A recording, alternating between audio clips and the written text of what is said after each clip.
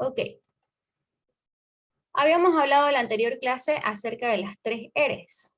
En las 3 R's estamos hablando de que son 3 acciones que nos van a ayudar que el medio ambiente no reciba toda la basura que nosotros generamos actualmente. Entonces, la primera acción en la que nos tenemos que enfocar es en la reducción. Disminuir la cantidad de basura que nosotros generamos, disminuir la cantidad de agua que nosotros utilizamos, disminuir la cantidad de energía que nosotros gastamos.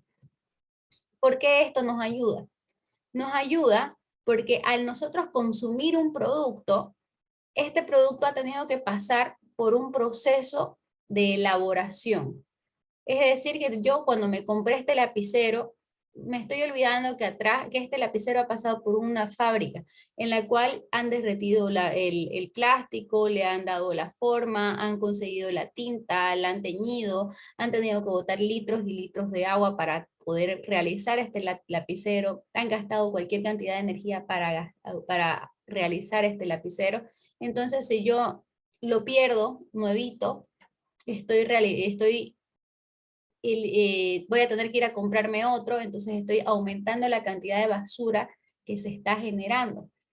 Por eso es que nosotros tenemos que reducir la cantidad de cosas que nosotros compramos, reducir la cantidad de agua que nosotros gastamos, reducir la cantidad de energía que nosotros consumimos, para que no se gaste para que los procesos sean más eficientes en cuanto al medio ambiente. Si nosotros nos dedicamos a botar los papeles, por ejemplo, no gastar todas las hojas de un cuaderno y botar el cuaderno, lo único que estamos haciendo es que se sigan talando árboles, que se siga gastando energía para hacer funcionar las maquinarias que hacen este proceso de, ya sea de reciclaje del papel o de la elaboración del papel desde la materia prima madre, ¿no? Entonces, esa es la tarea de la reducción. Disminuir la cantidad de basura que nosotros vamos a generar, disminuir la cantidad de productos que vamos a consumir para ayudar así al medio ambiente. Es la principal tarea, no nos olvidemos de ello. Primero está la reducción, luego nos pasamos a la reutilización, que es la segunda de las R. La reutilización es tan importante como la reducción, porque van de la mano. Básicamente, mientras más reutilicemos, menos basura vamos a hacer llegar al relleno sanitario o menos basura vamos a llevar a reciclar. ¿Ok? Entonces, mientras menos residuos se reciclen, menos energía se va a utilizar para esta labor. No nos olvidemos que el reciclaje tiene un proceso de transformación, como lo habíamos visto en el video de la transformación del papel, del reciclaje del papel. Entonces, el reciclaje es la tercera tarea. ¿Ya? En el reciclaje necesitamos que toda la materia que se está reciclando pase por un proceso de transformación. Este proceso es el que nos va a hacer o sea, nos va a llevar el papel, va a pasar por todo este proceso, lo puede hacer papel higiénico, lo puede hacer cartón, cartones de huevo, dependiendo cuál es el producto que requiramos. Pero de todos modos ha pasado por el triturador, por el mixer, luego lo compactan, lo laminan, etcétera, etcétera. Entonces ha pasado por un proceso, no es que agarraron el papel, hicieron un barquito y dijeron, bueno, lo reciclé. No, eso es reutilizar. Es igual, es hasta más importante que el reciclaje, pero no es la misma acción. Eso es lo que quiero que ustedes diferencien, ¿no? Vámonos a los conceptos directamente, porque esto ya lo hemos visto anteriormente. Un voluntario para leer, por favor. No se peleen, vamos, un voluntario. Yo, profe. Dale, Maya, adelante. Reducir, hacer uso de la menor cantidad de recursos naturales posible es la acción más importante que los consumidores pueden hacer por el medio ambiente. El objetivo no es que no se consuma nada, sino hacerlo de forma sostenible. Muchísimas gracias, May. Bueno, entonces la reducción es exactamente lo que nos dice ahí su concepto. Pero podemos reducir la cantidad de agua, podemos reducir la cantidad de energía, podemos reducir la cantidad de residuos sólidos, y al final de cuentas todo eso también va a ir de la mano de la reducción del agua. Cada objeto que nosotros tenemos en nuestras casas ha pasado por un proceso en el cual se utilizó energía y en el cual se utilizó agua. Hubieron expertos que han contabilizado la cantidad de agua que se utiliza en los procesos de fabricación de algunas cosas. En esta parte se enfocaron más en los alimentos, bueno, también en algunos objetos. Sería imposible enumerarlos a todos en una clase, pero la cantidad de agua que se utiliza para la fabricación o para la elaboración de algún producto se le denomina agua virtual. Es agua que nosotros no lo vemos. Por ejemplo, cuando nosotros comemos un tomate, nosotros vemos 100 gramos de un material, en realidad vendría a ser de una verdura, está bastante humectada, creemos que tendrá pues 100 ml, de 50 ml de agua, pero en realidad en su fabricación, bueno, en su proceso en el proceso que ha pasado hasta llegar a nuestra mesa, se ha gastado 13 litros de agua solo en un tomate. Entonces, a eso lo vamos a llamar agua virtual, ¿ya? La cantidad de agua utilizada de modo directo o indirecto para la producción de un bien, un producto o un servicio. En una papa se utilizaron 25 litros. Vámonos a lo más caro en cuestión agua. Una hamburguesa, 2.400 litros. Un filete de res, 7.000 litros. Entonces, cuando nos vamos a un par de zapatos, ¿no? Son 8.000 litros. Claro que el par de zapatos luego lo vamos a utilizar hasta que se pongan viejos, ¿no? Se lo utiliza más de una vez. En cambio, la hamburguesa la vamos a utilizar una sola vez, porque no la vamos a poder guardar durante meses para poder seguir consumiéndola más adelante. Entonces, lo que muchos ambientalistas han recomendado es que nos dediquemos a consumir las cosas que consumen menos agua en su elaboración. Existen muchísimos veganos gracias a este concepto del agua virtual, que no es el objetivo de esta clase, no quisiera que se vuelvan veganos, pero quiero que ustedes sepan que existen productos alimenticios que consumen menor cantidad de agua en su elaboración que otros. Bueno, ¿qué otro? Digo, ¿no? ¿Qué otro? Vale decir que cuando nosotros consumimos, bueno, incluso si se dan cuenta, los que consumen menor cantidad de agua son más sanos que los que consumen mayor cantidad de agua. Entonces, si nos vamos a la parte de salud, también ayudaría mucho a nuestro organismo consumir este tipo de alimentos. Pero no solamente nos vamos a los alimentos, sino que también, como ven aquí, el agua se consume al fabricar todo, agua y energía. Aquí tenemos un ejemplo de un par de zapatos y una camiseta de algodón. Aquí vemos un vaso de cerveza. Entonces, el agua también se produce no solo para los alimentos, sino para la extracción de materia prima, para la producción de materiales, como ya les dije, el papel, el plástico, los celulares, las mochilas, todo lo que ustedes puedan ver a su alrededor ha precisado agua para su elaboración, en algún punto de su elaboración. Así que este es la principal materia prima que vamos a tener que cuidar en el planeta, porque todo lo que se elabora requiere un porcentaje de agua en su elaboración. Bueno, aquí más adelante hemos estado viendo cómo podemos reducir la cantidad de agua, de energía, de residuos sólidos que generamos. Ya lo hemos visto anteriormente, repásenlo, es cuestión de leerlo. Y nos vamos a pasar al siguiente concepto, que es reusar o reutilizar. Un voluntario para leer, por favor. Maday, me gustaría que lo leas vos, por favor. Ya, profe.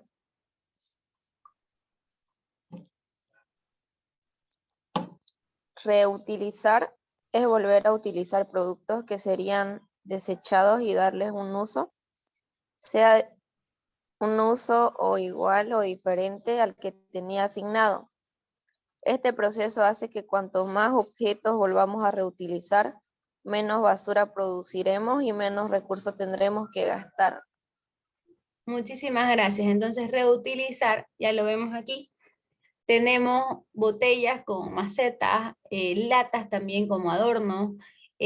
Podemos hablar de que las cajas de cartón se nos pueden volver cajones.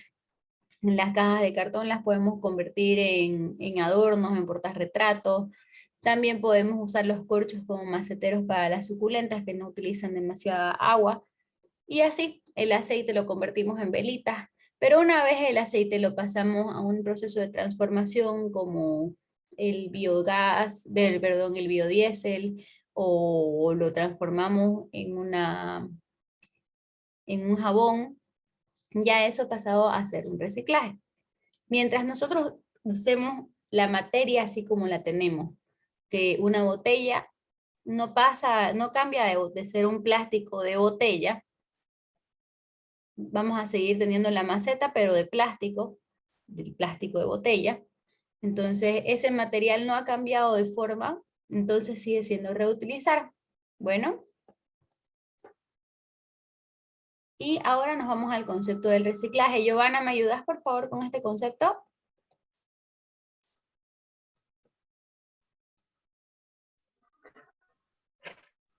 El reciclaje es el proceso mediante el cual los desechos se convierten en nuevos productos o en un recurso material con el que fabricar otro producto. De esta forma, los residuos se someten a un proceso de transformación ecoambiental para poder ser aprovechados en algún proceso de fabricación, reduciendo el consumo de materia prima y ayudando a eliminar residuos. Muchísimas gracias.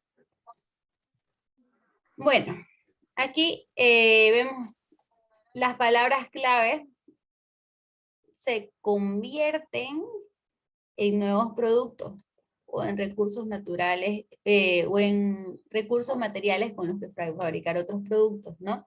Entonces hay un proceso de conversión. Vamos a recalcar estas dos palabras que quiero que ustedes entiendan. El reciclaje requiere un proceso de conversión, ¿ya? No es que ustedes meten botellas y la misma botella la vuelven a utilizar poniéndole otra cosa. No, eso es reutilizar. Aquí vamos a ver el proceso del reciclaje. En el proceso del reciclaje, ustedes van a tener aquí la basura, que es como generalmente la mandamos al camión de basura, al camión recolector. Esta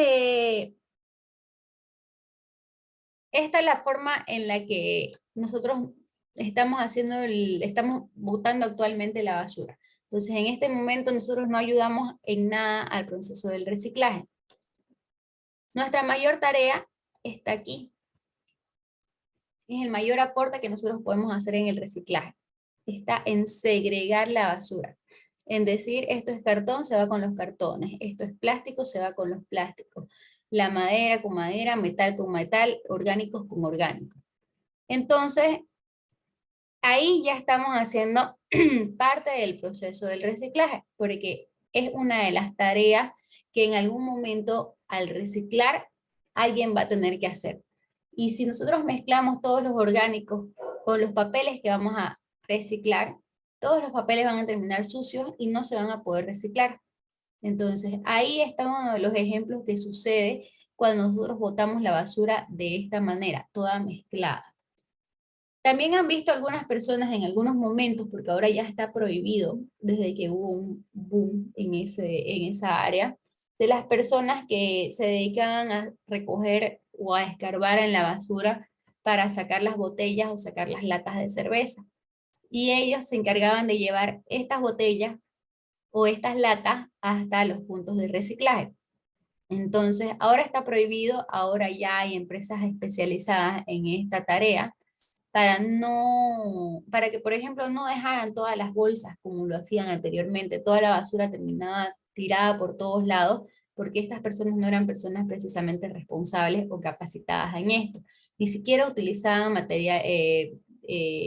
equipos de protección personal y podían dañarse sus manos, cortarse y llenarse de microorganismos, de virus. Entonces, esta tarea tiene que ser hecha por especialistas o, mucho mejor aún, desde nuestras casas por nosotros mismos.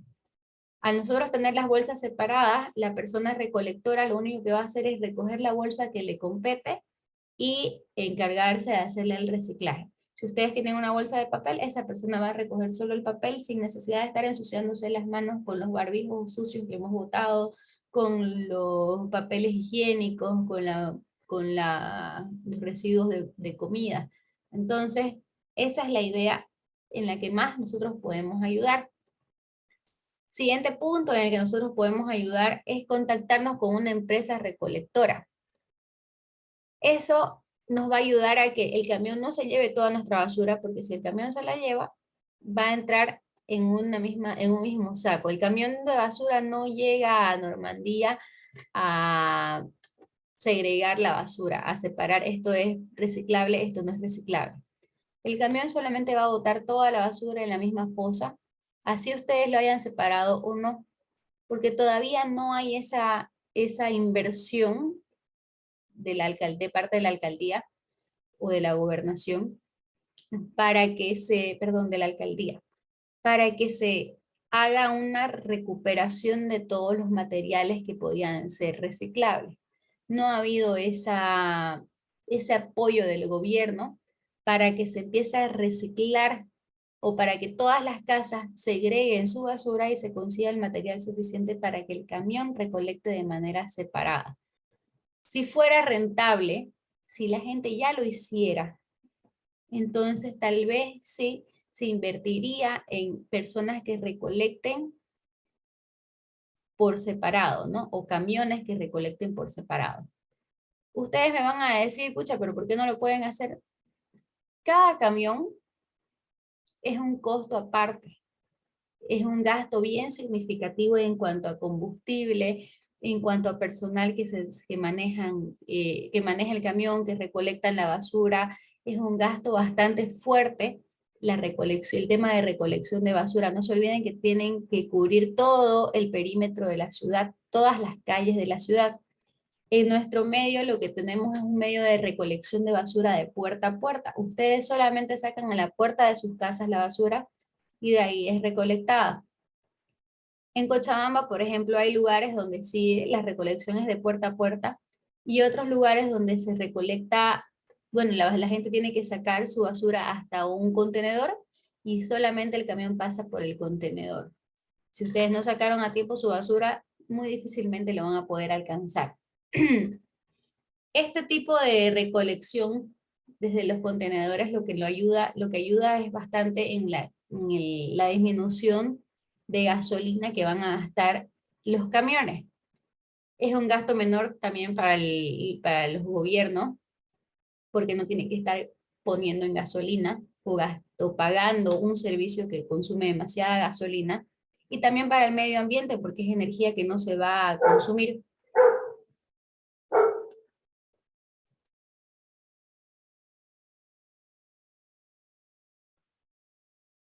Entonces, ahí está la diferencia. Nosotros tenemos un servicio bastante caro, bastante complejo de cubrir. Y si nosotros pedimos todavía que pasen 3 camiones, uno que recolecte la basura que no se puede reciclar, otro que recolecte la basura que se puede reciclar y las lleve a los centros de acopio, entonces estamos pidiendo un servicio más caro. En cambio, nosotros nos podemos contactar con un servicio de recolección específico de botellas, un servicio de recolección específico de plásticos y un servicio de recolección específico de metales, o dependiendo qué tipo de producción tengamos, ¿no? Dependiendo qué tipo de residuos vayamos a tener comúnmente. Y así es como luego pasa a un centro de acopio. En el centro de acopio lo que hacen es separar los materiales en función a su densidad, en función a qué pueden reciclar, qué pueden formar con ese material reciclado, qué pueden hacer para poder, bueno, qué se puede crear con ese nuevo material. Y después de eso pasa recién a la fábrica. que en la fábrica es donde van a hacer el proceso de transformación, que tanto les he comentado. En este proceso, por ejemplo, el papel pasa por el proceso que ya les había mostrado anteriormente en el video. El metal eh, puede ser triturado, luego va a ser derretido y va a ser moldeado en una nueva forma, ¿no? En una nueva utilidad. Y luego vamos a tener aquí el nuevo producto. Las botellas, por ejemplo, el plástico, bueno, hay plásticos que son reciclables y hay otros que no. Las botellas sí son plásticos reciclables que se lo puede volver a introducir en el proceso y se va a crear nuevos productos de plástico, ya sean botellas en sí o ya sea otro tipo de plásticos, tal vez más gruesos, tal vez otro tipo de densidades con otra utilidad, pero siempre va a seguir siendo plástico, ¿no? En cambio, bueno, y esto siempre lo van a poder reciclar, no va a tener un límite de reciclaje. En cambio, el papel, a medida que se lo va reciclando, llega un punto de que las fibras que tiene el papel se terminan deshaciendo tanto que ya no pueden seguir siendo reciclados. Entonces, por ejemplo, el papel higiénico tiene unas fibras muy delicadas, por eso es que se nos rompe con mucha facilidad. Y bueno, gracias a Dios el uso que tiene el papel higiénico. Entonces ya está bien pensado que el uso que tiene el papel higiénico se va directamente a la basura, directamente al relleno sanitario, directamente a su disposición final. Entonces no se va a reutilizar o a reciclar el papel higiénico. ¿Por qué? Porque igual, nuevamente, no podríamos reciclar el papel higiénico así se lo saque completamente limpio y no esté sucio, digámoslo así, no haya sido utilizado. Ese papel, ya sus fibras están prácticamente sueltas. Entonces son muy delicadas y ya no podría ser reciclable, ¿no? Entonces ya se va directamente a su disposición final. El plástico, el metal, el vidrio, no tienen este problema. Esos pueden ser reciclados la cantidad de veces que sea necesario. Aquí vamos a hacer la diferencia entre reciclar y reutilizar. Daniel, ¿estás por ahí? ¿Me puedes ayudar con la lectura?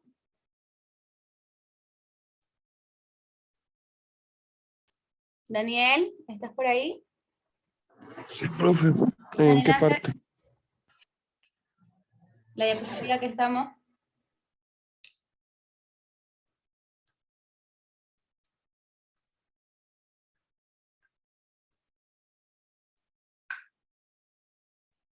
Jóvenes, ¿me pueden poner sus cámaras, por favor?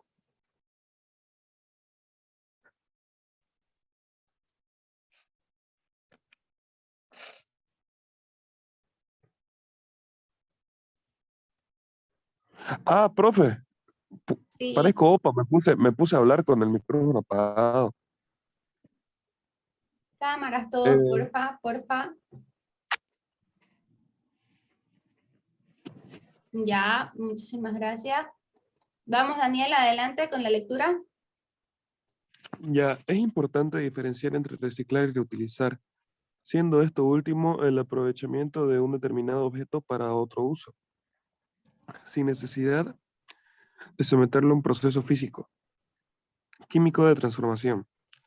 Por ejemplo, utilizar una botella como un florero puede ser una cartera con un viejo pantalón, mientras que el reciclaje implica la transformación de los residuos mediante procesos que convierten esos desechos en productos de material nuevo. Muchísimas gracias, Daniel. Bueno, entonces aquí lo vemos claro cuál es la diferencia entre el reciclaje y la reutilización. Bueno, si tienen problemas con el internet, chicos, ya pueden desactivar sus cámaras, pero necesitaría que a cada cierto tiempo me las vuelvan a poner, por favor, ¿ya? Bueno, aquí vemos una imagen de lo que es el reciclaje. Aquí hay un centro de acopio en realidad, ¿no? Tenemos bastantes bloques, por un lado unos bloques gigantes de material que ya está separado, ya tienen todos los bloques, cada bloque tiene una misma densidad, tiene una misma utilidad, va a ser reciclado de la misma manera. Y también por este otro lado tenemos otra forma de reciclaje, que sería el reciclaje de los plásticos. Así es como terminaría luego de ser triturado, bueno, lavado, y bueno, primero separado, lavado, triturado. Ya una vez triturado lo vuelven a lavar. Vamos a ir viéndolo más adelante, pero aquí está la imagen de lo que es el reciclaje. La reutilización está por aquí. Vemos aquí que hay una bota que tiene que está como florero, digámoslo así. No sería un florero que yo utilizaría en casa, pero lo están reutilizando, ¿no? Aquí también hay otra forma de reutilización. El mismo rollo de cartón le han puesto tierra y va servido como una macetita. Yo he intentado hacer esta misma reutilización, pero el problema fue que se seca demasiado rápido y yo no estoy tan pendiente del agua de las plantas. Pero al que le funciona, al que va a estar encima o le va a dar un sistema de riego, es bastante interesante esta forma, ¿no?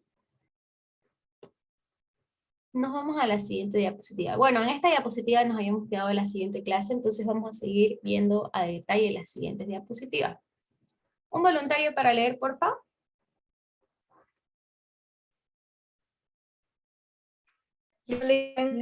Adelante. No leí No el- es un proceso, Adelante, Iván. no es un proceso sencillo, ya que tiene muchas etapas y comienza con la separación de los residuos. Esto lo podemos hacer en casa, ayudando a mejorar el ciclo de reciclaje de los objetos. Muchísimas gracias. Bueno, entonces ya sabemos, el reciclaje no es una tarea que vayamos a poder hacer fácilmente nosotros, pero lo que sí podemos hacer es aportar en el proceso del reciclaje. Separar en diferentes basureros, papel, cartón, metal, residuos orgánicos, para que así el reciclaje se haga con mayor facilidad, ¿no? Vale decir que sí se puede realizar reciclaje en casa.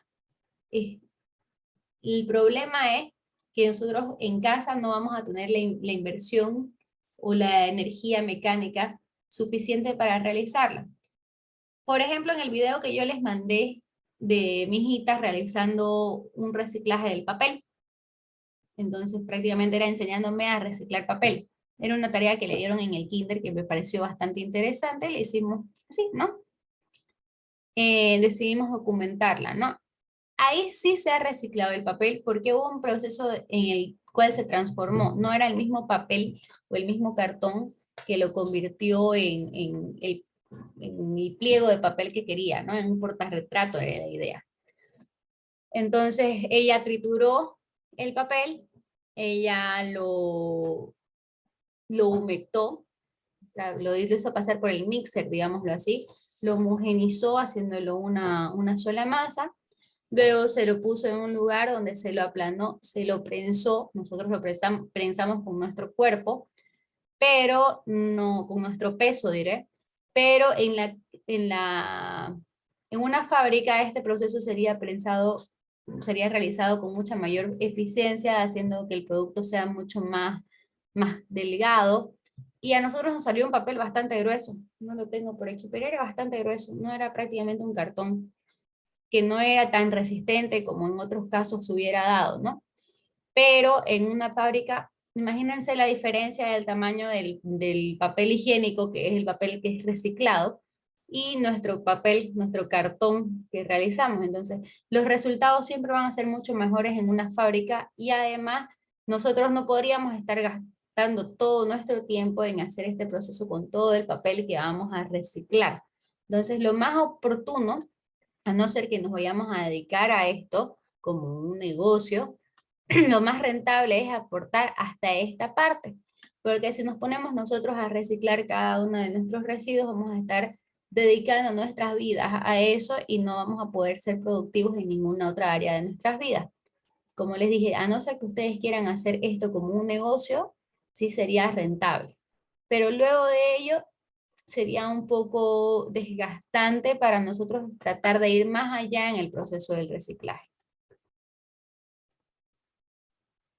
Aquí les voy a mostrar un poco de lo que sería el reciclaje del aluminio. Un voluntario para leer, porfa.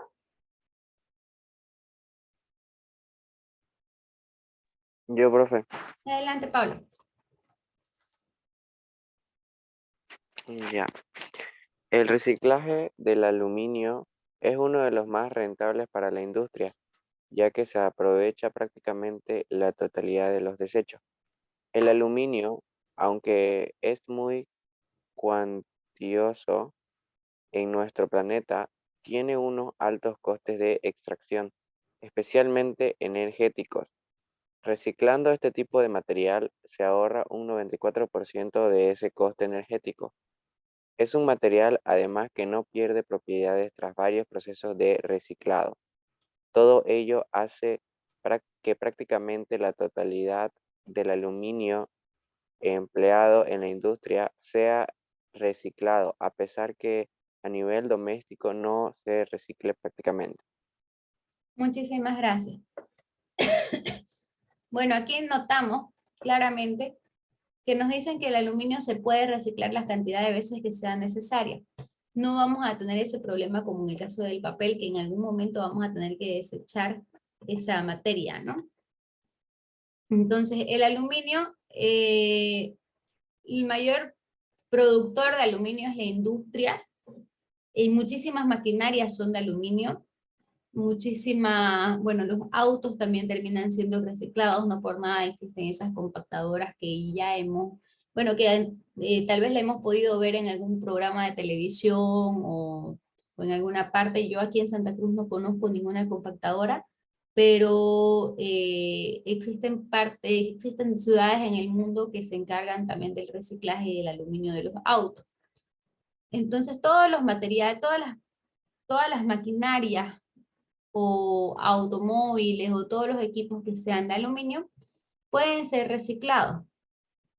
La diferencia de densidades del aluminio y en función a qué tanto lo segreguen o lo separen, nos va a dar el producto final, el acabado del aluminio final o la calidad del aluminio que se requiere.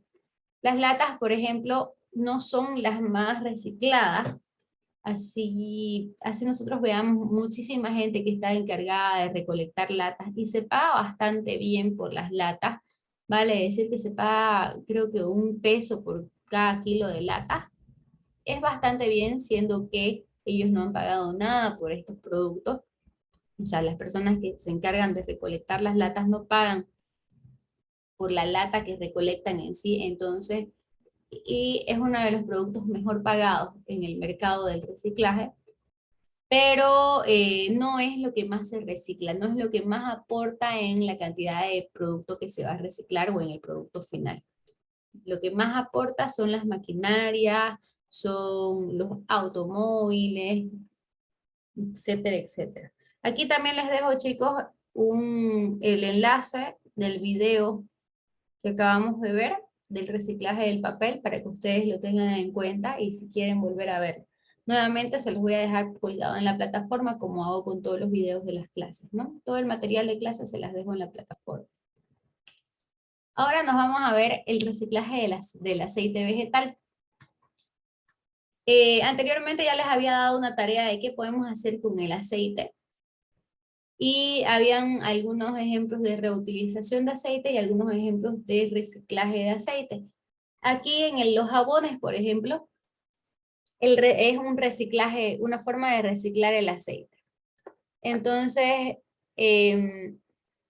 aquí les voy a dar una pequeña parte de la receta de cómo hacer el jabón vegetal. Entonces, vamos a utilizar aceites usados y colados, 2,5 litros, agua, 2,5 litros, soda cáustica, dependiendo la cantidad o el tipo de jabón que querramos, vamos a utilizar medio kilo o vamos a utilizar 330 gramos.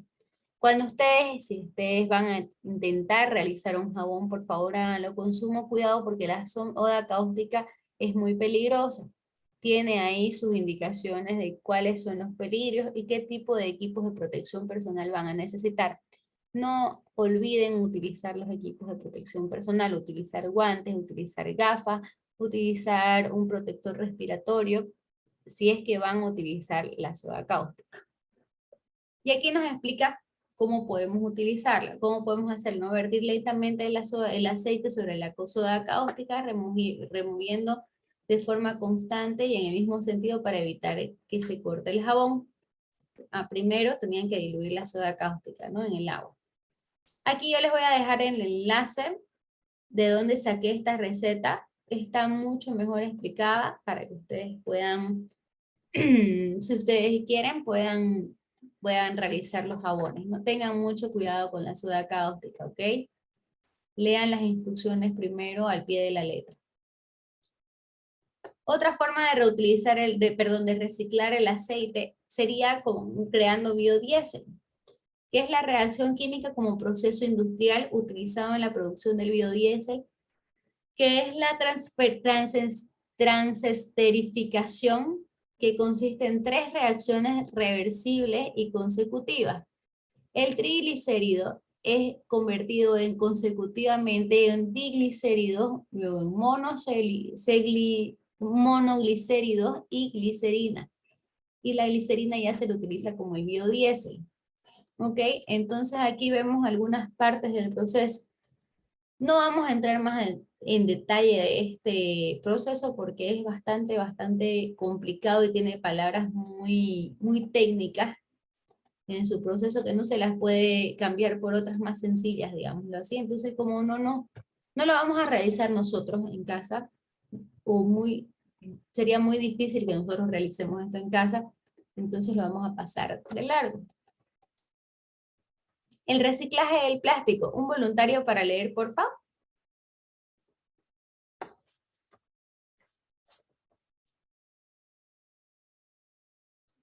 ¿Un voluntario para leer? Yo, profe. Adelante, Hernán, gracias.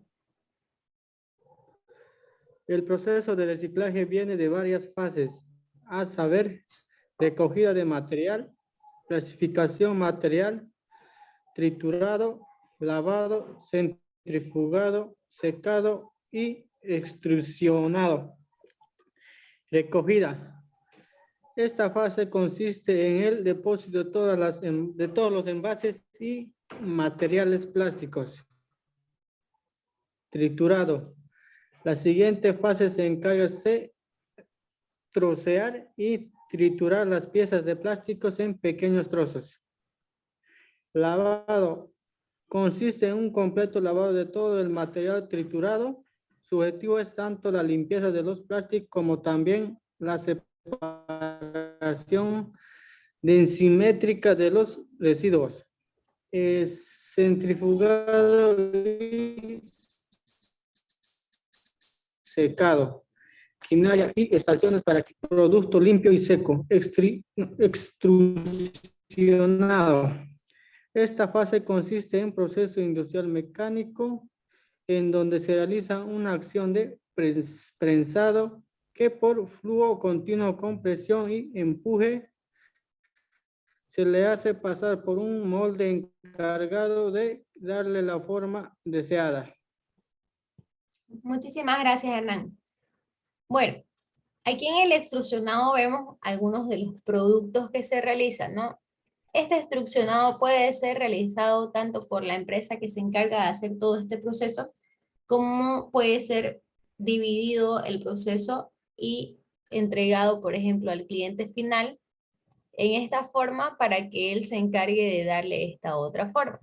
Nuevamente, esto solamente lo hacen las empresas que han invertido su dinero en comprar más material que pagar por el aire que ocupa el espacio de la botella.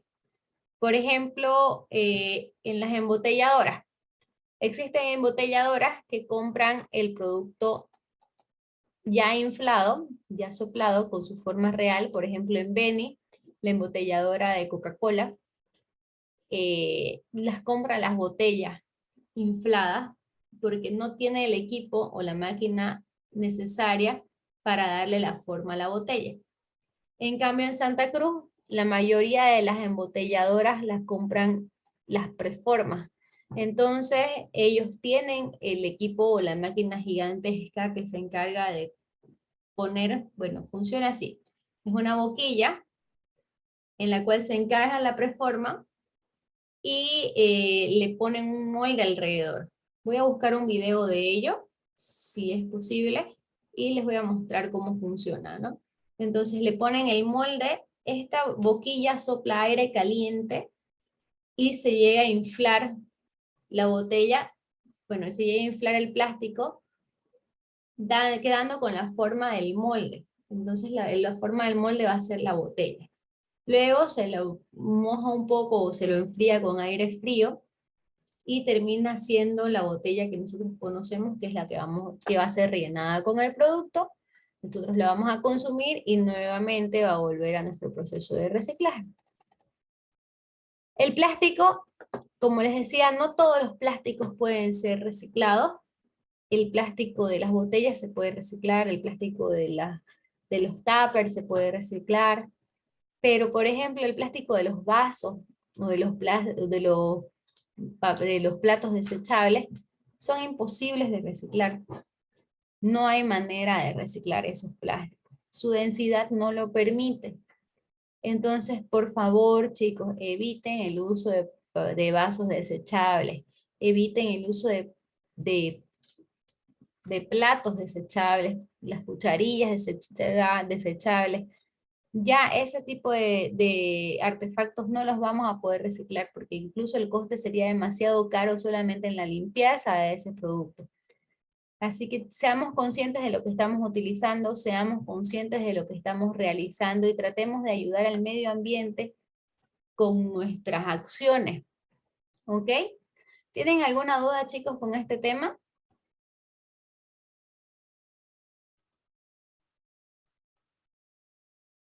¿Dudas, comentarios, alguna experiencia? No, ¿Sí? dicen. ¿Nada? No, está todo claro. Ok, entonces nos pasamos a la siguiente diapositiva. Ya hemos visto esto. Bueno, nos vamos a ir a las cámaras frigoríficas. Nuevamente este es un tema que ya lo habíamos visto con anticipación. Bueno, ya habíamos adelantado parte de lo que es una cámara frigorífica. Ya sabemos cómo funciona, cuáles son las partes de ella, para qué nos sirven, pero ahora nos vamos a enfocar en una cámara frigorífica como una necesidad esencial en el área de producción, ¿ya? Si no tiene un área de producción demasiado grande, tal vez les convenga tener solamente un buen refrigerador, pero a medida que ustedes van a ir creciendo, van a ir viendo necesario o viendo prudente una cámara frigorífica. Aquí lo presento. ¿Qué son las cámaras frigoríficas? Un voluntario para leer, porfa. No se peleen. Yo dicen. Adelante. Uy. Solís, ¿alguien que apellida Solís? Le voy a leer el apellido.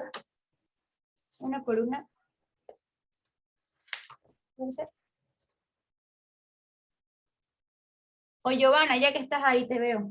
Vamos, adelante. ¿Qué son las cámaras frigoríficas? Las cámaras frigoríficas son instalaciones de refrigeración de tamaño pequeño, mediano o grande, que tienen como fin el de reducir o mantener a un nivel muy bajo de temperatura una mercancía determinada, habitualmente alimentos u otro tipo de elementos. Muchísimas gracias. Hablamos de habitualmente alimentos, pero vale decir que no solamente lo vamos a utilizar en este rubro. Bueno, aquí mantenemos frío el alimento, sí, pero tenemos gente trabajando también dentro de una cámara frigorífica, ¿no? También en la industria de la cosmética se utilizan cámaras frigoríficas para los procesos, para que se puedan desarrollar algunos procesos que requieren tiempo y temperatura controlada. También vamos a tenerlo en la industria farmacéutica, en la industria de la bioquímica también. Por ejemplo, cuando ustedes están haciendo ese análisis químico, llevan su muestra y ellos hacen un proceso de preparación de la muestra y luego hacen el proceso del el paso en el cual ustedes van a verificar cuáles son sus parámetros y todo lo que requieren analizarse, ¿no? Y luego, gran parte de los procesos requieren tener una cámara específica para poder ver qué tipo de microorganismos se desarrollan. Eso es a una temperatura controlada. Los bancos de sangre en las clínicas también tienen una cámara frigorífica. Entonces, no solamente se lo utiliza en la cocina, o con alimentos y bebidas. En las bebidas, por ejemplo, en las tiendas ya ustedes van a poder ver que tienen una pequeña cámara frigorífica, ¿no? Entonces, no solamente se lo utiliza ahí, sino que también hay industrias que requieren una cámara frigorífica. Una de las jovencitas, por favor, que me podía ayudar, por favor, en la lectura. Que anteriormente quería participar. Yo, Licen. Gracias, Zoila. No, yo ya leí tu nombre anteriormente. El uso de las cámaras frigoríficas para la conservación de productos perecederos como carne, pescado, huevos o frutas resulta indispensable.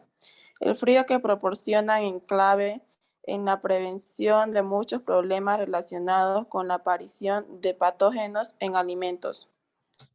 Muchísimas gracias, Zoila. Bueno, quiero que vean, tengan muy presente esta imagen. Es una forma muy buena de gestionar una cámara frigorífica. Vamos a ponerlo más chico nomás porque no se nota tan bien como lo esperaba. Bueno, aquí quiero que ustedes vean que esta persona, bueno, o este chef, como lo tenemos aquí, gestiona muy bien sus alimentos, su materia prima, para que ustedes lo tengan en cuenta siempre. Él no está mezclando peras con manzanas, papas con cebollas, él no las tiene todas entreveradas, digámoslo así. Él tiene un envase especial para cada uno de los productos que ingresan a su cámara frigorífica. Además de estar bien separados, tiene una etiqueta. Cada uno de estos envases tiene una etiqueta que le dicen cuándo llegó, cuándo lo compraron, cuándo lo metieron a la cámara frigorífica y la información que sea necesaria, qué producto contiene. Entonces, él antes de utilizar un producto, por ejemplo, aquí tenemos que lo que parecen ser limones, están apilados uno encima de otro. Entonces, probablemente esta persona tenga los limones más viejos arriba y los más nuevos abajo. Y si son de una misma partida, también esta etiqueta lo va a indicar, ¿no? Lo importante es que aquí se ven todos los productos que tenemos.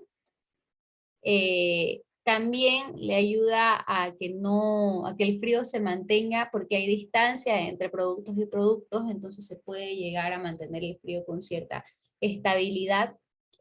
Y si requiere algún solo producto, lo que hace esta persona es sacar en esta mesita lo que necesita y llevar a su mesa.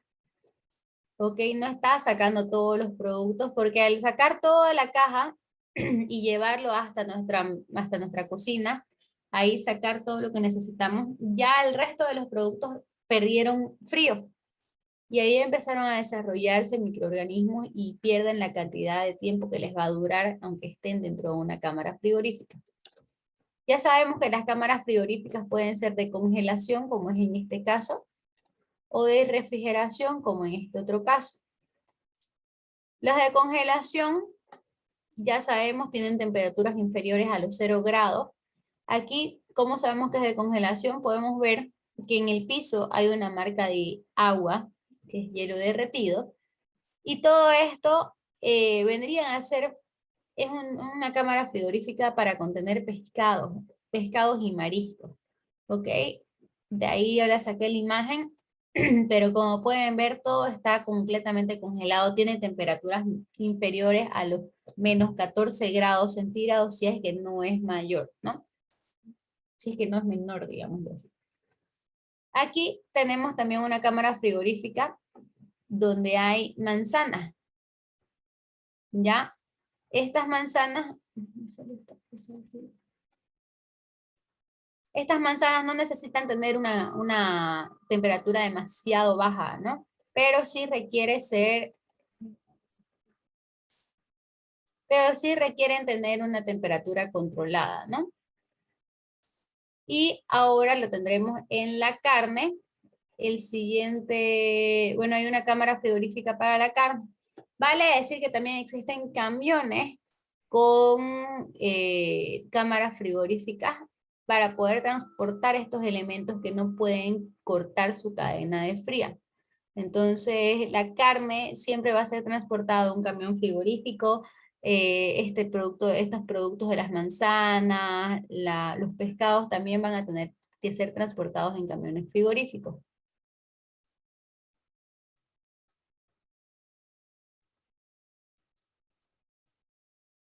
Ahora bien, un voluntario para leer, porfa. Yo, licenciado. Adelante, Paola. La refrigeración no destruye los patógenos, sino que se limita a inhibir su crecimiento, mantener estas cámaras limpias y desinfectadas y utilizar los métodos más adecuados para ello. Puede neutralizar las bacterias de los alimentos allí almacenados. Muchísimas gracias. Aquí, por ejemplo, tenemos imágenes que tal vez ya las han visto en su materia de inocuidad alimentaria. Y esta información yo sé que ustedes ya la han recibido anteriormente. Pero cuando nosotros metemos al refrigerador un producto, no estamos eliminando los patógenos, no estamos eliminando los microorganismos. Lo único que estamos haciendo es disminuir la velocidad del crecimiento.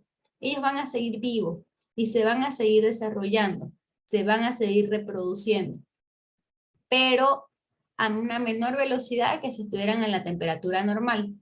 ¿Alguna vez ustedes han metido un frasco de mermelada, por ejemplo, que es con lo que más me ha pasado, algún producto en el refrigerador y se olvidaron de él? Y después de un tiempo, cuando lo quieren utilizar, se dan cuenta que está lleno de moho o de una pelucita, ¿no? Que ya no les da ganas ni siquiera de utilizar. Y esto es precisamente porque el microorganismo sigue ahí, sigue presente, las bacterias, las levaduras siguen ahí. Entonces, la única forma de eliminar o sea, de matar la bacteria es sometiéndola a calor. Pero si necesitamos el producto fresco, todavía no lo podemos someter a calor. Entonces, al momento de la cocción, sí lo vamos a someter al calor. Pero la refrigeración nos va a ayudar a que el desarrollo microbiano sea mucho más lento. Aún si lo congelamos, sigue habiendo un desarrollo microbiológico. ¿Ok? Entonces va a ser mucho más lento a medida que vaya disminuyendo la temperatura, el desarrollo va a ser mucho más lento, pero van a seguir existiendo en el producto. Entonces, es importante que ustedes tengan en cuenta esto para poder almacenar de manera correcta sus productos. ¿Ya?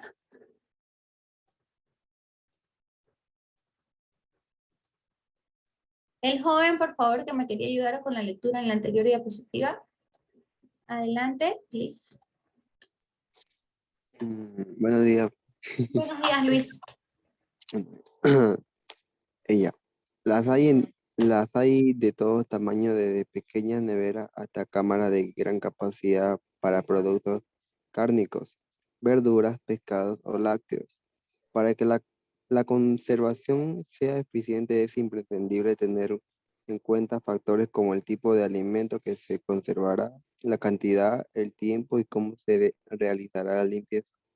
En definitiva, la deben evaluarse las necesidades del producto y las características de la instalación para así conseguir una mayor seguridad del producto. Muchísimas gracias. Entonces, aquí quiero recalcar que lo que debemos hacer para la limpieza de una cámara frigorífica es vaciarla por completo para poder llegar hasta los rincones más profundos de la cámara. Cuando un alimento se empieza a descomponer, es importante que lo saquemos de la cámara para que no se terminen contagiando del microorganismo todos los otros productos de nuestro refrigerador o de nuestra cámara. Así como dicen, una manzana podrida pudre las demás, este dicho es completamente cierto y aplicable a todos los productos que están dentro de una cámara frigorífica, ¿no?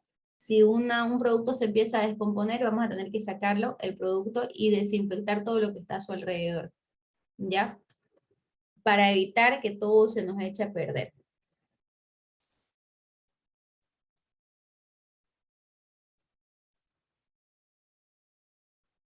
Un voluntario para leer, por favor. Yo, profe. Adelante, Salma. Ya. Requisitos que deben cumplir las cámaras frigoríficas. Ser adecuadas para el uso que se les va a dar. Tener un tamaño acorde con las necesidades de almacenaje. Ser fáciles de limpiar y desinfectar. Contar con puertas isotermas de cierre hermético y un recubrimiento que las proteja. Disponer de un sistema de registro de temperaturas. Muchísimas gracias. Aquí hay algunos modelos de puertas, de esas que nos comentaban, isotermas o isotérmicas, que tienen diferentes capas, ¿ya? Son de diferentes capas que tienen más o menos la misma cantidad de capas que tiene el resto de las paredes de la cámara frigorífica, y lo que van a hacer es que sigan funcionando, o sea, que esa parte de ahí no deje escapar la temperatura, digámoslo así, ¿no? Aquí hay una puerta de camión. Tenemos también las otras puertas que son de diferentes tipos de instalaciones y diferentes formas de apertura, ¿no? Este tipo de puertas las pueden utilizar en unas cámaras frigoríficas que no se abren con gran frecuencia. Este otro, por ejemplo, se utiliza mucho en los frigoríficos porque se entra con las manos ocupadas, entonces se abren para los dos lados, puertas batientes. Entonces, pero al cerrarse se cierran de manera hermética, no dejan que la temperatura se pierda.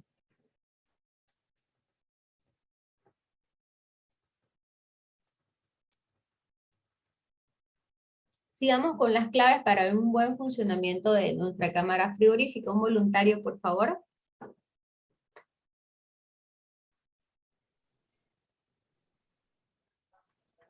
¿Un voluntario? No se peleen. Yo lo leí. Yo le hice. Luis primero y en la siguiente Paola, por favor. Ya, gracias. Ya. Claves para un buen funcionamiento. El control de los productos que se almacenan en las cámaras frigoríficas industriales debe fundamentarse en aspectos como someter los alimentos lo menos posible a temperaturas exteriores, realizar las entradas y salidas con mayor rapidez posible, manipular los alimentos en el interior, vigilar que la temperatura a la que se introduce un alimento es la adecuada, contar con un plan de vigilancia en caso de avería del sistema de refrigeración. Muchísimas gracias, Luis. Bueno, cuando nosotros entramos a una cámara de refrigeración, no nos olvidemos que nuestro cuerpo tiene una temperatura de ¿cuánto? 36 grados centígrados, 36, 37. Y una cámara de refrigeración va a tener una temperatura un poquito por encima de los 0 grados o muy por debajo de los 0 grados. Entonces, dependiendo qué tipo de cámara tengamos. Entonces, cuando nosotros entremos a una cámara de refrigeración, la temperatura de nuestro cuerpo va a calentar el ambiente y va a aumentar la temperatura que tenemos ahí. Entonces, lo que tenemos que hacer es entrar velozmente sacar lo que necesitemos y salir también con la mayor velocidad posible. Las puertas, mientras menos las abramos, mejor. Mientras menos tiempo está abierta, va a ser mucho mejor. Entonces, estos son algunos de los consejos que se les da para que ustedes puedan manejar de manera correcta una cámara frigorífica. Sigamos con los consejos, por favor. Paola, adelante. Claves para un buen funcionamiento. Tener un registro de las partidas de alimentos que entran y salen. Comprobar el estado de los alimentos de forma regular y destacar los que puedan estar alterados y deteriorados. Almacenar los productos de manera que el aire circule libremente, manteniendo una distancia entre ellos y entre el alimento y las paredes y el suelo. No fumar ni comer dentro del almacén frigorífico. No mezclar productos congelados en cámaras de refrigeración. Muchísimas gracias. Como les comentaba en esta imagen de acá, vamos a llevarla hasta nuestra diapositiva. En esta imagen de acá tenemos una forma muy interesante de llevar un registro. Un registro de las partidas que ingresan, de las partidas que estamos utilizando, de cuándo fue comprado, cuándo fue preparado tal vez. Y esto va a hacer que nos ayude a llevar un control. Lo más antiguo siempre va atrás o abajo en todo caso, para que se utilice lo que está arriba, o lo más antiguo va siempre arriba, quise decir, ¿no? Lo más nuevo va en la parte de abajo, para que lo que está más próximo a vencerse, sea utilizado primero, ¿no? Entonces siempre ustedes tienen que tener ese control de fijarse las fechas de vencimiento, las fechas de elaboración, y así ustedes van a poder tener un mayor control de lo que tienen en su almacén, no solamente en su cámara frigorífica. ¿Por qué ustedes creen que no se debe ni fumar ni comer en una cámara frigorífica? ¿Alguien tiene alguna idea?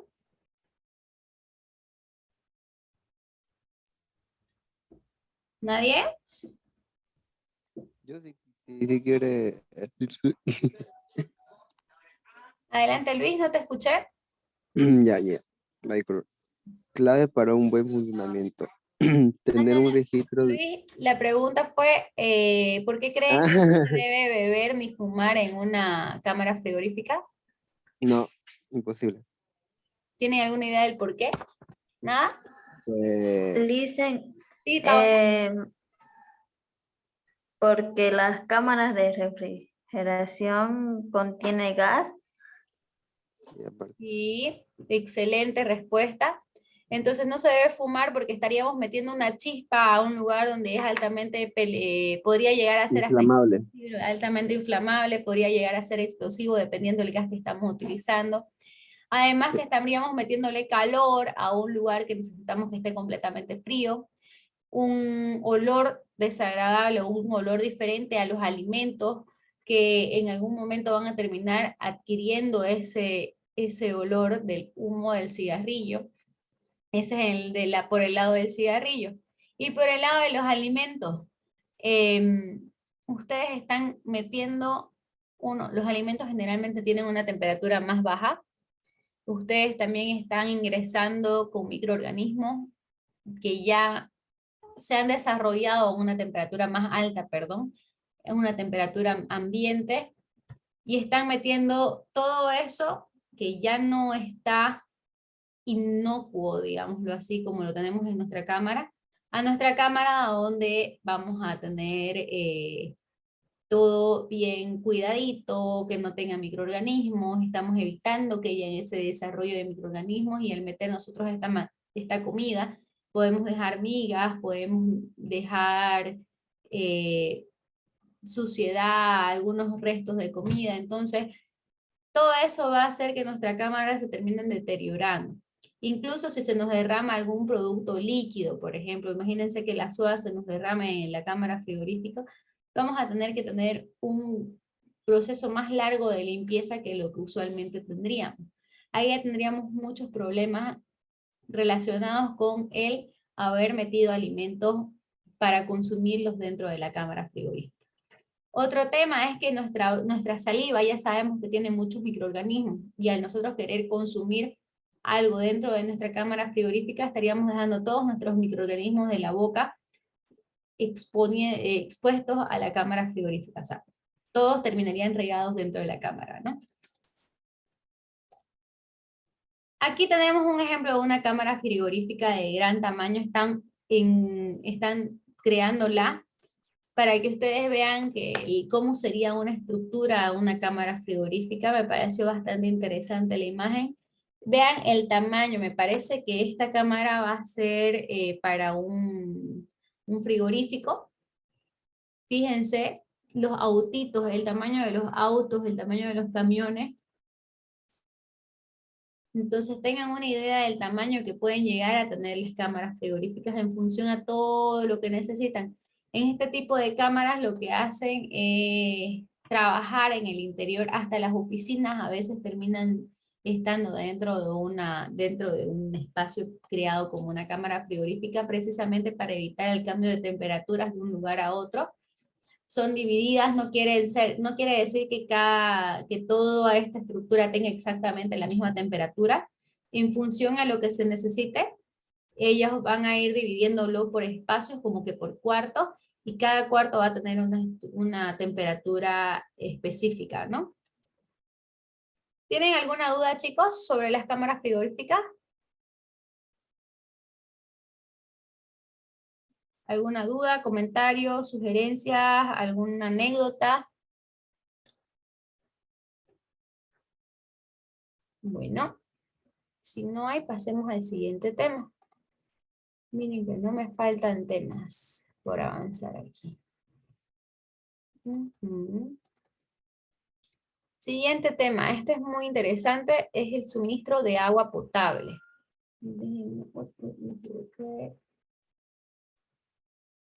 Ahora sí. Perfecto, suministro de agua potable, se los comparto enseguida.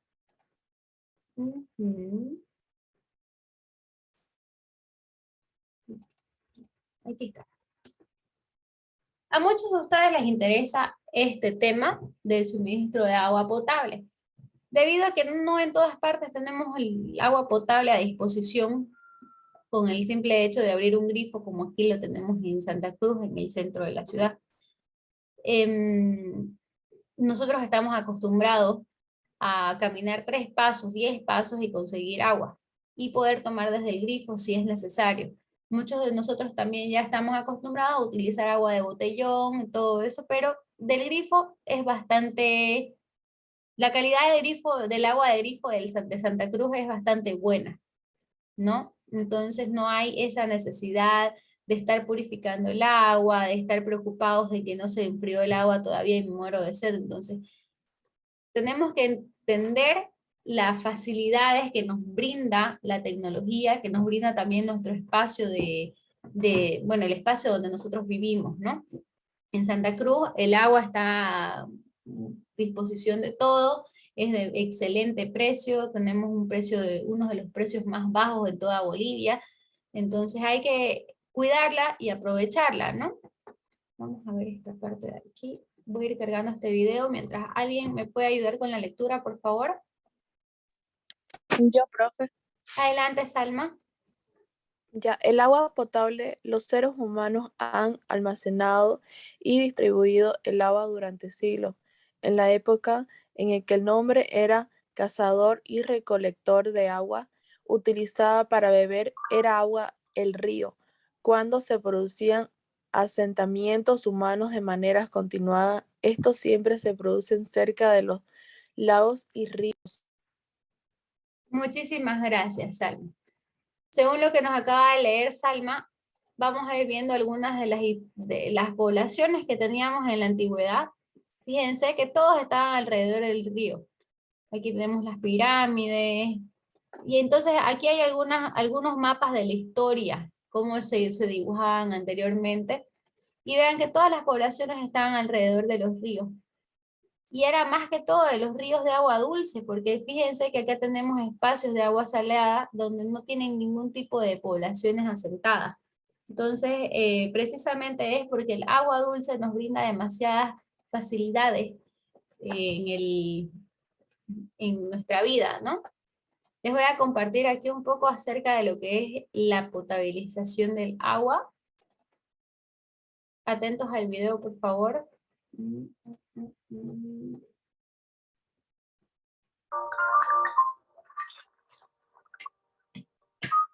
Hola, soy Grifus. ¿Has escuchado la expresión tan fácil como abrir un grifo? Pues voy a demostrarte que detrás de este gesto hay una importante labor para que el agua llegue hasta nosotros en condiciones óptimas para el consumo. El agua no se crea. Procede de fuentes naturales que son las aguas subterráneas, las aguas superficiales y el agua de mar. Este agua se denomina agua bruta.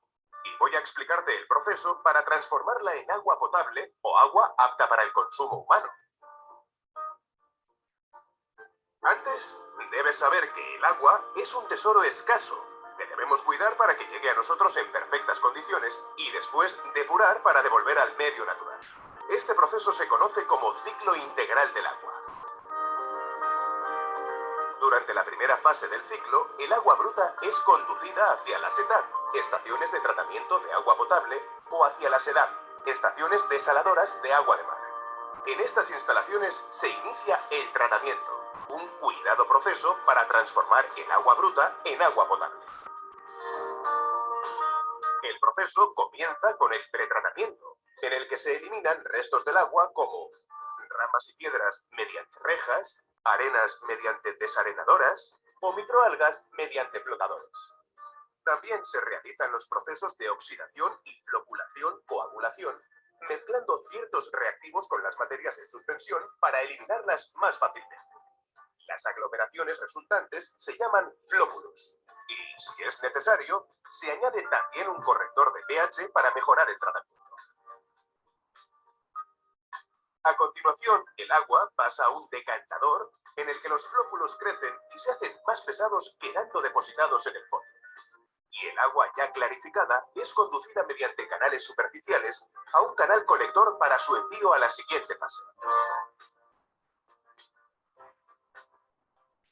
Durante la filtración, el agua clarificada pasa a través de minuciosos filtros en los que se depositan nuevos materiales de desecho.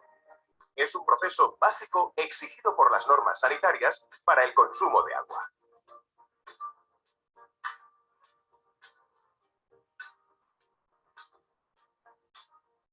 Con el fin de eliminar bacterias y otros microorganismos, el agua pasa a través de lámparas de rayos UVC y posteriormente se añaden compuestos de cloro y flúor. La desinfección es imprescindible para garantizar la calidad microbiológica del agua.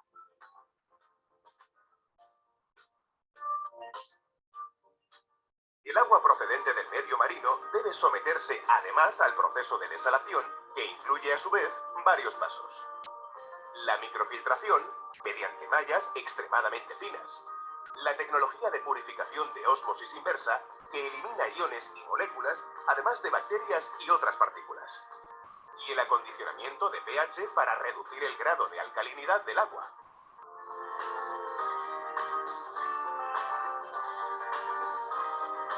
Como ves, la investigación y la innovación son prioritarias en la gestión del ciclo integral del agua.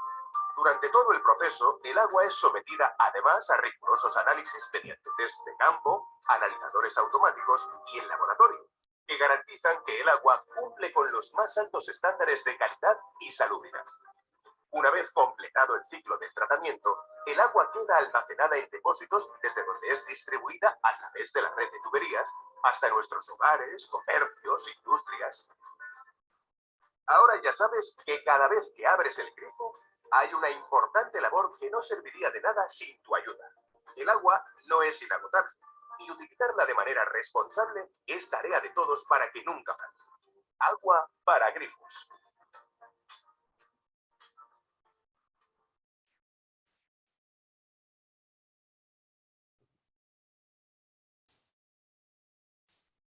Muy bien, entonces aquí en este video que acabamos de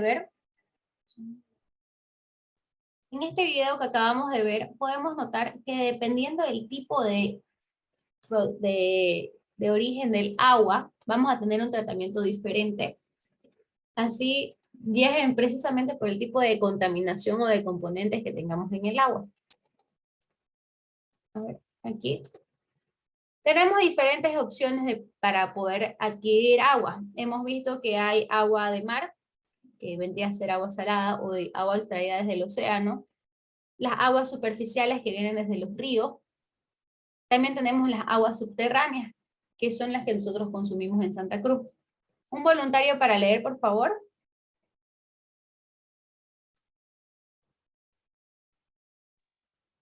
Yo dicen, Adelante, Paola, gracias. el agua potable. Cuando no existen lagos y ríos, las personas aprovechan los recursos de agua subterráneas que se extrae mediante la construcción de pozos, cuando la población humana comienza a crecer de manera extensiva y no existe suficiente recurso disponible de agua. Se necesita buscar una fuente diferente de agua. Muy bien. Aquí tenemos el agua de Noria, por ejemplo. Vale decir que en muchísimos lugares también se utiliza este tipo de agua precisamente porque la contaminación de las aguas superficiales es muy elevada. Ya sabemos que el tratamiento para el agua contaminada es bastante delicado, ¿no? Entonces, y también tiene su costo. El agua subterránea, en cambio, ya tiene un filtrado natural gracias a la tierra que tiene que pasar para llegar hasta la parte interior, ¿no? Hasta la parte subterránea, de donde va a ser extraída. Aquí tenemos algunos ejemplos de cómo funciona una noria. Esta es la forma en la que el ser humano fue desarrollando la tecnología necesaria. Esto obviamente ahorita les voy a decir que es tecnología, pero en realidad en su momento sí fue una tecnología. Como un sistema de poleas se ayudaban para conseguir el balde, para poder conseguir un balde de agua. Actualmente todavía se utiliza este tipo de sistema. Ya son obsoletos porque incluso ya tenemos bombas que funcionan de manera mecánica por medio de electricidad. Pero también tenemos aquí un sistema de poleas que es una bomba manual que todavía se utiliza actualmente en muchísimos lugares, en especial donde no existe electricidad, donde podemos notar que por medio de hacer girar una manivela, vamos a activar este sistema que también tiene mucho que ver con poleas, y estas pequeñas gomitas que están en el interior de un tubo es como que van subiendo por pedazos, o sea, por partes, el agua hasta llegar a desembocar en un grifo o en una cañería de evacuación, que es donde con lo que van a llenar el cubo de agua y luego van a poder transportarlo hasta sus casas. Miren, donde no hay un sistema de alcantarillado o un sistema de abastecimiento de agua potable, se utiliza muchísimo esto. Hacen su pozo y gracias a este pozo pueden abastecerse de agua. Sin ir muy lejos, yo tengo una quinta, bueno, mis padres tienen una quinta en Guarnes donde todavía seguimos utilizando agua de pozo. Y no estamos lejos de la sociedad, ni siquiera no estamos ni a 10 kilómetros de la civilización. Es más, tenemos un barrio que está justo al lado de la quinta de mis padres, ¿no? Yo sigo sintiéndome dueña y señora de esa quinta, ¿no? Así que no es necesario irnos muy lejos para encontrar este tipo de sistemas. Las primeras bombas de agua se le atribuye a Arquímedes, que la describió en el siglo III a.C. y se la conoce como tornillo de Arquímedes. Pero este sistema ya había sido utilizado anteriormente por Sennacherib, el rey de Asiria, en el siglo 7 antes de Cristo, o sea, mucho antes. Entonces, estos sistemas ya habían sido utilizados. La gente ya fue buscando una forma de llevar el agua desde un punto hasta otro, de utilizar el agua que está también en el subsuelo y desde hace muchísimos años. Estos sistemas fueron creados por el hombre precisamente para abastecer de agua o para quitar una escasez que había en la población, ¿no? A partir de ahí se fueron creando muchísimos otros modelos de bombas. Aquí tenemos algunos ejemplos de las motobombas, electrobombas, bombas centrífugas, volumétricas. Las tenemos aquí en algunas imágenes. Un voluntario para leer esta parte, por favor. Sin pelearse. Yo, Adelante, Luis, gracias. tipo de bomba. Motobomba, accionada por la fuerza de un motor a combustión interna. Electrobomba, gracias a un motor impulsado por energía eléctrica, este sistema utiliza la corriente del tendido normal y también la de los paneles solares. Bomba centrífuga, funciona por el giro del agua y presurización del flujo de la salida de la misma. Volumétrica, se mueve mediante la contracción y expansión de un diafragma. Muchísimas gracias. Aquí tenemos algunos modelos de bombas en las imágenes. En función de cómo lo vamos a utilizar y en qué la vamos a utilizar, vamos a tener que escoger alguno de estos modelos. Estas, por ejemplo, son las que se utilizan en los pozos de agua para sacar el agua. También se pueden utilizar este otro tipo. Este tipo de bombas azules, por ejemplo, que tenemos más arriba, se las utiliza para impulsar el agua de un lugar a otro. Por ejemplo, tenemos que llevar el agua que se extrae desde un punto más bajo hasta la cima de una colina, entonces vamos a utilizar este tipo de bomba. Y entonces en función a lo que vayamos a utilizar vamos a tener una bomba específica para cada una, ¿no? Aquí les voy a hablar acerca de los componentes de una bomba. Ya les digo, no es necesario que se aprendan cada una de las partes, pero sí las vamos a leer para que tengamos un poco de conocimiento básico acerca de una bomba de agua, ¿no? Un voluntario para leer, por favor. Yo, profe. Adelante. Componentes de la bomba de agua. La carcasa. Compone la estructura externa de la bomba y puede ser de una variedad de materiales como plástico y hierro. La entrada y salida.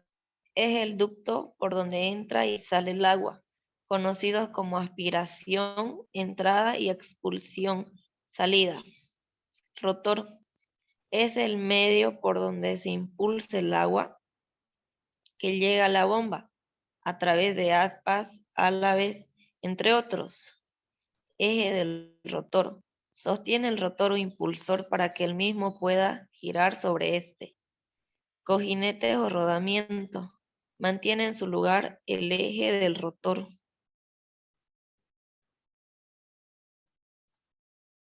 Muchísimas gracias, perdón, permítanme. ¿Saben qué? Okay. Ahora nos pasamos a la siguiente parte. Vamos a seguir con las partes de la bomba. Un voluntario para leer, por favor. Yo, Listen. Gracias, Zoila. Componente de las bombas de agua. Sellos, retenedores y anillos. Es todo aquello que mantiene sellado la bomba de cualquier filtración interna. Panel de control. Viene siendo todo el sistema de mando de la bomba, entre interruptores, luces, botones, entre otros. Motor. En la pieza principal de la máquina que a través de la motobomba o electrobomba mueve el rotor o impulsor. Extras. Lo forman los demás componentes como los cables, tornillos, capacitores, interruptores y más. Muchísimas gracias. Bueno, una bomba tiene un montón de componentes que nos van a ayudar a que el funcionamiento sea correcto. Lógicamente, ustedes no van a necesitar aprenderse del todo pero quiero que ustedes sepan más o menos cómo funciona, ¿no? Entonces va funcionando el rotor y esto va haciendo que el agua vaya fluyendo hacia, con una gran presión hacia donde lo requerimos, ¿no? Bueno, ahora nos vamos a la parte del almacenamiento. El tanque de almacenamiento es una estructura con dos funciones: almacenar la cantidad suficiente de agua para satisfacer la demanda de una población regular, la presión adecuada y regular la presión adecuada en el sistema de distribución, dando así un servicio eficiente. Su diseño y su construcción son variados y van a depender de las condiciones del terreno, del material disponible en el área y de la mano de obra existente, etcétera. Entonces, entre otros. Pueden estar localizados antes o después de la planta de tratamiento, pero independientemente de la fuente de agua que se utiliza, se recomienda aplicar una desinfección directa. Aquí tenemos algunos tipos de almacenamiento de agua. Aquí, en este de aquí podemos ver que es un tanque elevado. Posiblemente se necesite una bomba para subir el agua hasta este punto. En realidad sí se necesita subir con una bomba de agua. Aquí tenemos otro almacenamiento de agua que nos sirve como decantador al mismo tiempo. Entonces ya empieza a ser parte del proceso de purificación y de desinfección del agua. Este decantador vemos que no tiene una tapa. Entonces, sí o sí requiere un sistema de, bueno, ya es parte del sistema de desinfección. Este tipo de agua de decantador va a ser utilizado para el agua que se extrae desde de la superficie, puede ser de un río, de un lago, ¿no? Y este otro tipo de tanques tal vez lo hemos visto anteriormente en algunas casas o en algunos edificios. Los que han ido a Cochabamba también han podido ver que existen demasiados de estos tanques. Lo que se hace es almacenar cierta cantidad de agua para abastecer a las casas o a la población que existe debajo o cerca de este tanque, si es que hay una escasa cantidad de agua disponible. O por ejemplo, en algunos lugares donde lo que se hace es almacenar agua en este tipo de tanques precisamente porque una de estas dos funciones no está abastecida. Por ejemplo, hay algunas zonas en las que la presión no es la adecuada. Por ejemplo, en mi casa, lo que se debería hacer es poner un tanque de esto para aumentar la presión de agua que llega hasta mi casa, porque en algunas horas del día la presión es insuficiente incluso para lavar la ropa, para hacer funcionar la lavadora, incluso para que el calefón se encienda. Entonces, con un tanque de agua puesto en el techo o puesto en una altura superior, estaríamos abasteciendo estaríamos solucionando este problema, ¿no? Y aquí vemos un tanque como el que utiliza Saguapac, de grandes dimensiones, está sellado y ahí es donde almacena el agua que necesitaría una población más grande, ¿no? O una región de la población.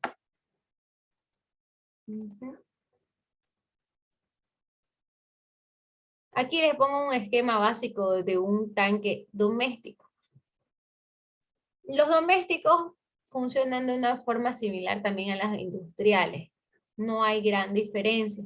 Pero para que nosotros lo tengamos más claro, vamos a tener una llave, bueno, una tubería de entrada de agua, donde va a tener una llave para ver, para que cuando nosotros querramos cerrarlo de manera manual, podamos hacerlo. Generalmente esta llave siempre va a estar abierta, ya que vamos a tener otro sistema que nos va a ayudar a cerrar esta, que sería la válvula, una válvula, que por medio de esta boya o flotante, vamos a identificar, bueno, ellos automáticamente van a identificar si el nivel del tanque ya está lleno. Este sistema también lo han podido ver algunos curiosos como yo en el tanque del baño. Si ustedes han tenido algún problema con su baño, también han podido identificar que tienen una boya. Esta boya lo que hace es flotar al nivel del agua. Y cuando ya llega a cierto punto, lo que hace es empujar partecita de acá y hace que se cierre y deje de salir agua. Básicamente es el mismo funcionamiento que ocurre dentro de un tanque.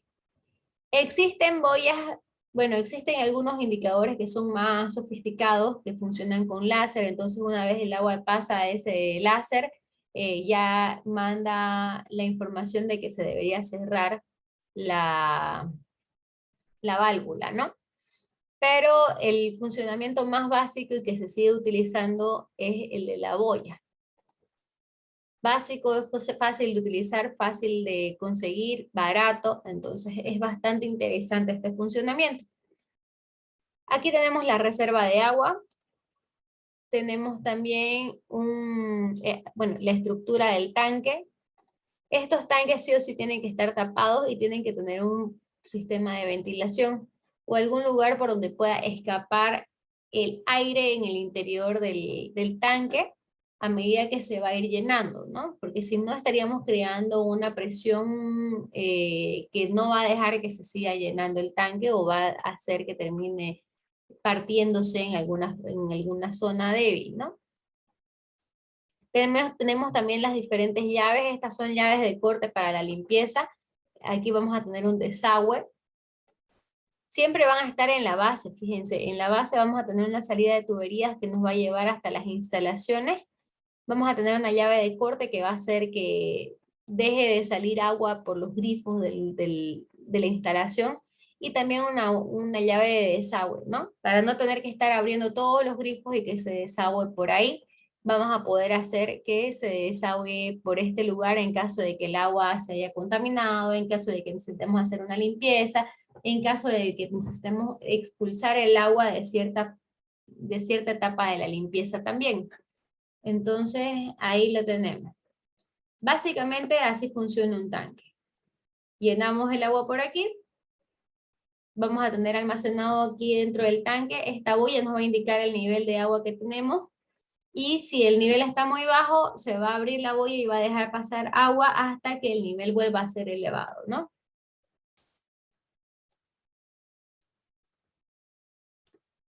Aquí les voy a dejar una tabla de frecuencia de limpieza que se puede tener dentro de un tanque, unas actividades de mantenimiento.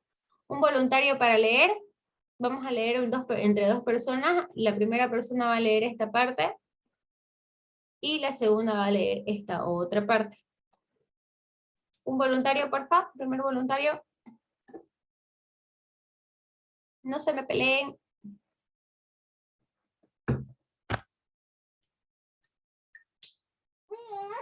Bien, Yo. adelante. Gracias, Luis. Ya. Actividad de mantenimiento diaria. Revisar que la tapa de cámara de válvula sanitaria e inspección en caso de que estén cerradas y aseguradas. Revisar si existen grietas o fugas en la estructura para proceder a arreglarla. Revisar si hay sedimento en el tanque. Inspeccionar si no hay agentes extraños o contaminantes en los alrededores del tanque. Cada 2 semanas. Limpiar los sedimentos sin ingresar al tanque, haciendo uso de la válvula de desagüe. Muchísimas gracias, Luis. ¿Algún otro voluntario para leer la siguiente parte, la mensual, anual y cada 2 años? Yo hice. Gracias, Paola. Adelante. Limpiar los sedimentos en el interior del tanque y evaluar si se requiere de lavado del mismo. Checar en el interior del tanque la existencia de grietas y evaluar si se requiere. Ay, no. Disculpe, profe. Checar en el interior del tanque la existencia de grietas, fugas o desprendimiento de la pared y proceder al reparador. Maniobrar las válvulas de entradas, salidas y reboces para mantenerlas operativas. Limpiar piedras y malestar en los alrededores del tanque. Anual. Pintar la pared externa del tanque, pared y techo, así como todos los elementos metálicos con pintura anticorrosiva. Limpiar y desinfectar el interior del tanque. Puede hacerse semestral o anualmente. Lubricar las válvulas de control. Verificar el estado de las etapas sanitarias y de la tubería de ventilación. Cada año, cada 2 años, reducir la pared interna del tanque con mortero impermeabilizado. Muchísimas gracias. Aquí nos habla de que cada 2 años tenemos que hacer un recubrimiento, ¿no? Precisamente porque el agua va a ir gastando estas paredes. El agua tiene una fuerza bastante impresionante y tiene una actividad bastante interesante. No actúa como ningún otro de los elementos ni bajo las mismas leyes que los elementos comunes en la tierra.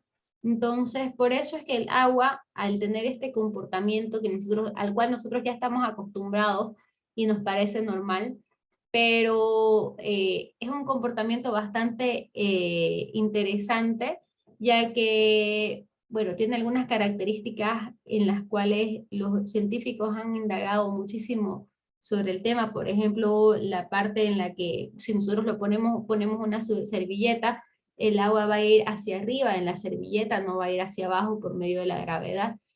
También que si ponemos 2 gotas muy cerca y las vamos acercando más, van a terminar juntándose, tienen una capacidad de adherencia bastante interesante. Y así muchísimos fenómenos acerca del agua, el cual también, bueno, gracias a ello es que existe la vida, ¿no? Y por eso es que nosotros tenemos también algunos fenómenos que tenemos que tener, bueno, algunos cuidados que tenemos que tener en cuenta gracias a estos fenómenos. El agua tiene un peso bastante grande, entonces puede llegar a crear grietas. Lo importante es que nosotros siempre estemos pendientes. De manera diaria vamos a hacer revisiones externas. De manera, cada 2 semanas vamos a mirar desde afuera si hay demasiados sedimentos en el agua, ya que puede acarrear consigo el agua restos de hojas, restos de tierra, puede llegar a tener algunos, bueno, restos de sales también, y la cantidad de sales también va a aumentar el volumen de nuestro tanque. Bueno, de manera mensual tenemos que ver si en el interior hay grietas y también estar atentos para no perder agua por medio de esas grietas. Vale decir que la limpieza interna y la limpieza y la reparación interna de las grietas debe ser realizada por personal experto. Vale decir que al interior de un tanque vamos a tener un espacio confinado, que no es, o sea, ¿a qué nos referimos con un espacio confinado? Que puede ser que por el espacio que está tan cerrado, vamos a tener escasa cantidad de oxígeno, podemos tener también algunos gases desarrollándose en el interior, en especial si ustedes utilizan cloro, puede haber una gran concentración de cloro en el interior del tanque. Por eso es que se requiere entrar con un equipo de protección personal especializado y además un detector de gases, de nivel de gases, cosa de que si existe la ausencia de oxígeno, ya la persona va a poder darse cuenta antes de que llegue a desmayarse y tenga que hacer un rescate, ¿no? Entonces, siempre van a tener que tener en cuenta esto si ustedes tienen que hacer un mantenimiento con un trate de personal especializado en el área, ¿no? Otros consejos: hay que cerrar bien, aquí lo voy a leer yo. Cierre bien la llave de ingreso del agua del tanque, luego cierre la válvula del colector cercana a la distribución. Vamos a abrirlo un poco más grande porque fíjense que no leo nada. Ok. La cañería de distribución interna y abra la válvula de limpieza hasta quedar en el fondo con el agua de 15 centímetros aproximadamente. No lo agite. El resto, no agite el resto ni la suciedad que contiene. Ese es el paso número 1 para la limpieza. Limpie el fondo de las paredes y la tapa del tanque con ayuda de un cepillo de escoba de plástico. Solo use agua. Nunca utilice un cepillo de material ni de metal ni ningún otro elemento que pueda, como detergente, jabón en polvo, limpiador, etcétera, ya que estos pueden llegar a deteriorar el interior del tanque. Fíjense, esta es una limpieza que se va a hacer desde afuera, no van a ingresar hasta el tanque, adentro del tanque. Por eso es que estamos dando la forma de cómo podrían limpiar un tanque ustedes mismos, pues, sin ingresar al tanque. Paso número 3, vacíe el tanque completamente y enjuague varias veces, elimine los residuos de la válvula de desagüe y no por la cañería de distribución. Si nosotros lo hacemos por la cañería de distribución, pueden quedar restos de todos los productos de limpieza adheridos a las paredes de las cañerías. Por eso es que tenemos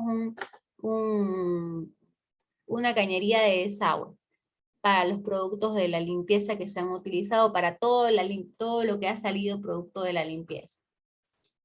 Llene el tanque y póngalo en servicio. Recuerda que su tanque... perdón, vamos a ir al número 4. Nos estamos saltando al 6. Perdón. Sigamos. Llenar el tanque hasta la mitad con agua y agregue por cada 1000 litros de agua 2 litros de lavandina concentrada o 1 litro de hipoclorito de sodio, a medida que se llene el resto del tanque. La lavandina y el hipoclorito de sodio nos van a servir como desinfectante y en un punto tan concentrado lo que van a hacer es limpiar de todas las algas que se han podido crear ahí o algunos microorganismos, algunas levaduras que han podido crearse en el interior de nuestro tanque. Por eso es que estamos poniendo una lavandina tan concentrada. Una vez lleno el tanque, deje actuar como mínimo durante 3 horas y elimine por la válvula del colector, que es la cañería, y no por la cañería de distribución, por la lavandina de colector, que es la cañería de distribución, y vuelva nuevamente a llenar el tanque hasta eliminar el exceso de cloro, de manera que se efectúe el lavado de desinfección del mismo. El cloro es una sustancia bastante inestable, digámoslo así, que al momento de que ustedes lo utilizan, la concentración se va a empezar a volatilizar. No es una concentración que se va a mantener igual a lo largo del tiempo. Además, ¿y por qué se lo tiene que evacuar toda esta preparación de cloro muy concentrado? Por las tuberías, porque ellos lo que van a hacer es hacer que las tuberías también se purifiquen, también se limpien con esta limpieza que estamos realizando.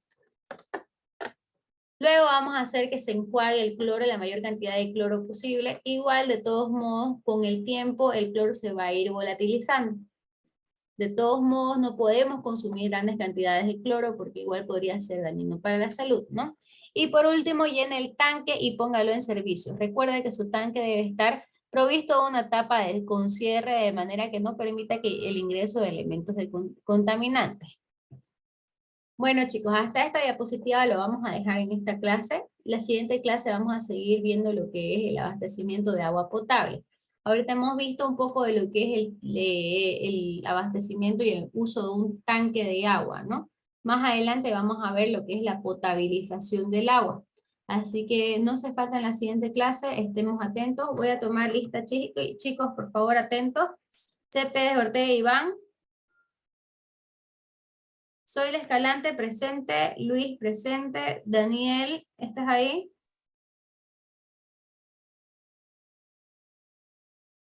Me parece que Daniel se desconecta en cierta parte de la clase. María Cecilia Gutiérrez.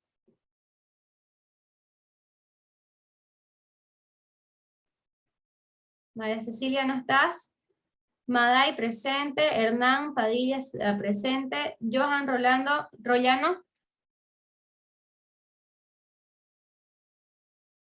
Johan, ¿estás por ahí? Matías Fabián. Presente. Daniela Stephanie.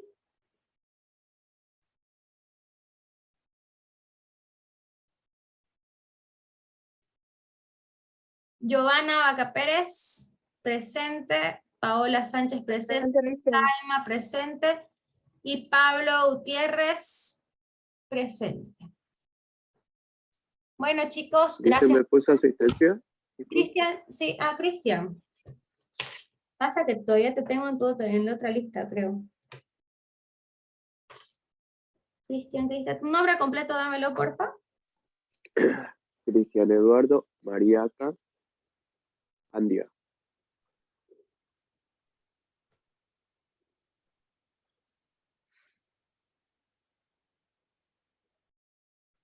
Perfecto. Listo, anotado. ¿Alguien más que falta, chicos? Bueno, gracias chicos por su participación en clase. Nos vemos el siguiente lunes. No se olviden, el jueves tienen la presentación de sus videos. ¿Ok? Ok, dicen. Ok. Si no tienen ninguna duda, nos retiramos, chicos, y nos vemos la siguiente clase. Que tengan linda semana. Bye.